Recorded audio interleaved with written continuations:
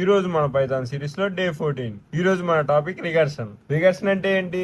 ఒకవేళ ఒక ఫంక్షన్ తానంటే తానే కాల్ చేసుకుంటే దాన్నే రికర్షన్ అంటాము. అండ్ రికర్షన్ ని మనం బిగ్ ప్రాబ్లమ్స్ ని స్మాల్ పార్ట్స్ గా డివైడ్ చేసి సాల్వ్ చేయడానికి యూజ్ చేస్తాము.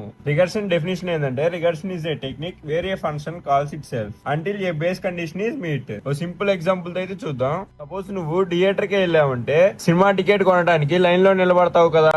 మీకు మీ పొజిషన్ తెలియదు, సో నువ్వు ముందు పర్సన్ ని అడుగుతావు పొజిషన్ ఏంటి అని చెప్పేసి. అతనికి తెలియదు, అతను ముందు పర్సన్ ని అడుగుతాడు, అతనికి తెలియదు, ఆ పర్సన్ ఇంకో పర్సన్ ని అడుగుతాడు. సో ఫస్ట్ లో నేను చెప్పా, ఒక ఫంక్షన్ దానంటే తానే కాల్ చేసుకుంటే దాన్నే రికర్షన్ అంటామని. మరి కంటిన్యూగా కాల్ చేస్తుంటే ఎండ్ అవ్వదు కదా. సో దీన్ని స్టాప్ చేయడానికి మనం బేస్ కేస్ రాస్తాము.